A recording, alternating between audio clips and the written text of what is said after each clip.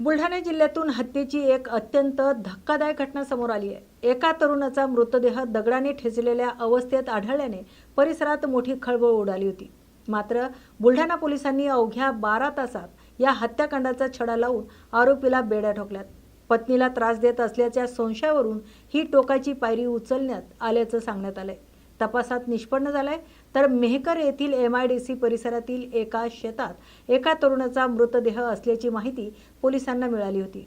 मृतदेहाचा चेहरा दगडाने ठेचलेला होता आणि शरीरावर मारहाणीच्या गंभीर खुणा होत्या, ज्यामुळे ही हत्या असल्याचं स्पष्ट झालंय।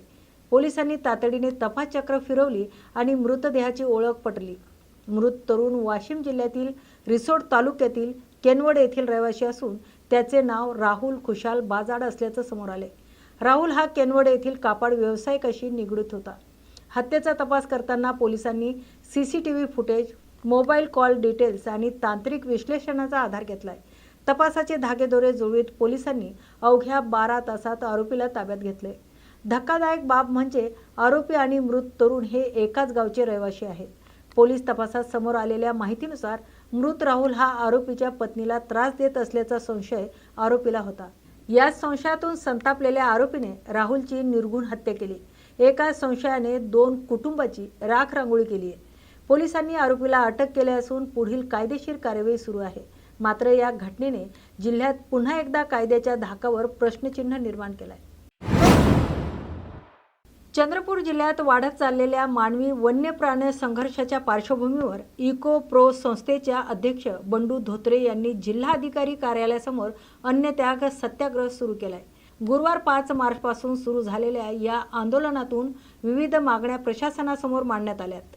लोहार डोंगरी लोहखान प्रकल्पाला वन्यजीव परवानगी नाकारावी, चंद्रपूर व्याघ्र जिल्हा घोषित करावे, चंद्रपूर मूल मार्गावर अपघात टाळण्यासाठी उपाययोजना कराव्यात, तसेच वन्यरक्षकांना मदतनीस उपलब्ध करून देणे आणि PRTला मानधन देणे यासह एकूण 16 मागण्यांसाठी हे आंदोलन करण्यात येत आहे। मागील काही वर्षात जिल्ह्यात वाघांच्या हल्ल्यात मोठ्या प्रमाणात मानवी जीवित हानी झाल्याचा दावा करत केवळ मागील वर्षीच सुमारे 47 जणांचा मृत्यू झाल्याची माहिती बंडू धोत्रे यांनी दिली। ब्रह्मपुरी वन विभागातही अनेक मृत्यू झाल्याचं त्यांनी नमूद केलंय। दरम्यान सत्याग्रहाच्या पहिल्या दिवशी अनेक नागरिकांनी आंदोलनस्थळी भेट देत पाठिंबा दर्शवलाय। इको प्रोचे कार्यकर्ते आंदोलनात सहभागी झाले आहेत। चंद्रपूर जिल्ह्यातील ब्रह्मपुरी तालुक्यातील ब्रह्मपुरी वन विभाग अंतर्गत तडोदी वन परिक्षेत्रा अंतर्गत लोहार डोंगरी लोहखान प्रकल्प जो आहे तो प्रस्तावित आहे आणि हे जे लोहखानीची जागा आहे ते ताडोबा अंधारी व्याघ्र प्रकल्पाच्या पूर्वे उत्तरेकडील अत्यंत महत्त्वाच्या कॉरिडॉरमध्ये प्रस्तावित आहे। आता यामुळे वाघांचा जो कॉरिडॉर आहे तो नष्ट होणार आहे, हा एक मोठा धोका आहेच। परंतु चंद्रपूर जिल्ह्यामध्ये मागील 5 वर्षामध्ये 200 लोकांचा मृत्यू झालेला आहे आणि यामध्ये मागल्या वर्षी 47 लोकांचा मृत्यू झालेला आहे। त्यापैकी 18 मृत्यू एका वर्षामध्ये ब्रह्मपुरी वन विभागात आहे। आता अशा ठिकाणी वाघाची घनता अधिक आहे आणि त्या ठिकाणी कॉरिडॉर संवर्धन करणं आणि संघर्ष कमी करणं गरजेचं असताना या ठिकाणी ही खाण प्रस्तावित आहे। म्हणून याच्या विरोधात आज 5 मार्चपासून अन्नत्याग सत्याग्रह आंदोलन सुरू झालेलं आहे। सोबतच अत्यंत महत्त्वाच्या ज्या मागण्या आहेत ते आहे की चंद्रपूर जिल्ह्यातील वाघ मानव संघर्ष निवारण्याच्या दृष्टीनं ज्या 16 मागण्या प्रलंबित आहे शासनाकडे किंवा त्याच्यावर विचार सुरू आहे, अशा मागण्या पूर्ण करण्याच्या अनुषंगाने सुद्धा हे आंदोलन करण्यात येईल। शिर्डीतील श्री साईबाबांवर देश विदेशातील लाखो भाविकांची अढळ श्रद्धा असल्याचं पुन्हा एकदा पाहायला मिळाले। तेलंगणा राज्यातील हैदराबाद येथील साई भक्त KSS भगवान यांनी श्री साईबाबांच्या चरणी सुवर्ण आणि हिऱ्यांनी जडित आकर्षक हार अर्पण केलाय। सुमारे 193 ग्राम वजनाचा हा नक्षीकाम असलेला हार असून त्यांची किंमत तब्बल 23,59,653 रुपये इतकी असल्याची माहिती साईबाबा संस्थानाकडून देण्यात आली आहे। या प्रसंगी जिल्हा आणि प्रधान न्यायाधीश तसेच श्री साईबाबा संस्थानाच्या समितीचे अध्यक्ष शिवराज कचरे यांच्या हस्ते दानशूर साई भक्त KSS भगवान यांचा सत्कार करण्यात आला।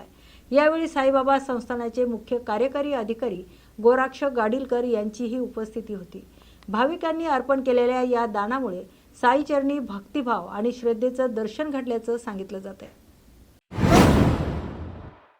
कल्याण शहरात दुचाकी चोरी करणाऱ्या एका आरोपीला बाजारपेठ पोलिसांनी अटक केली आहे। विशेष म्हणजे हा आरोपी उत्तर प्रदेशातील आग्रा येथील केवळ दुचाकी चोरी करण्यासाठी कल्याण परिसरात येत असल्याची माहिती तपासात समोर आली आहे। बाजारपेठ परिसरात एक तरुण संशयास्पदरित्या फिरत असल्याची माहिती पोलिसांना मिळाल्यानंतर पोलीस पथकाने तातडीने कार्यवाही करत त्याला ताब्यात घेतले। चौकशीत त्याचं नाव शाहरुख हुसेन असल्याचं निष्पन्न झालंय, तर पोलिसांच्या तपासात आरोपी दुचाकी चोरी करून त्या विक्री करत असल्याचं उघड झालंय। तो आग्रा येथून मुंबई परिसरात येऊन दुचाकी चोरी करत असे आणि त्यानंतर पुन्हा आपल्या गावी परत जात असल्याची माहिती पोलिसांनी दिली। दरम्यान पोलिसांनी आरोपीकडून चोरीस गेलेल्या 4 दुचाकी जप्त केल्या असून या प्रकरणी पुढील तपास सुरू आहे। नेमका प्रकार बाजारपेठ पोलीस स्टेशन गुन्हा रजिस्टर क्रमांक 72/26 भारतीय न्याय संहिता कलम 303(2) प्रमाणे गुन्हा दाखल आहे। या गुन्ह्याचा तपास AP आंधळे साहेब हे करीत असताना त्यांना काही माहिती मिळाली। त्या माहितीचा त्यांना आशय घेऊन, बातमीचा आशय घेऊन ती ट्रॅप लावलेला होता। तर त्यांना एक शाहरुख जाकीर हुसेन वय 27 वर्षाचा इसम, ज्या वर्णनाची त्यांना माहिती मिळाली होती, त्यांच्या हद्दीमध्ये मिळून आला। त्याला ताब्यात घेतले असता त्यांनी उडवाउडवीची उत्तरे दिली सुरुवातीला। नंतर त्याच्याकडे सखोल चौकशी केली असता त्याच्या कल्याणमध्ये काही राहण्याचा पत्ता नसल्याने अजून माहिती घेतली असता त्यांच्याकडनं त्याच्याकडे 4 मोटरसायकल ह्या बाजारपेठ पोलीस स्टेशनच्या हद्दीतून त्यांनी चोरी केल्याचे उघड झाले। हा आरोपी आहे, हा आग्रा येथील राहणारा आहे। त्याच्या ताब्यातून आम्ही 4 मोटरसायकली जप्त केलेल्या आहेत। सध्या पोलीस कस्टडीमध्ये सदरचा आरोपी आहे। हा आग्र्याचा राहणारा असल्यामुळे त्याच्या आग्रा पोलिसांकडनं आम्ही माहिती घेत आहोत। हा सध्या तरी डुप्लिकेट चावी किंवा इतर कोणत्या तरी साह्याने तो चोरी करत होता आणि त्या वाहनांचं काय विल्हेवाट लावतो त्याचा सुद्धा आता तपास सुरू आहे।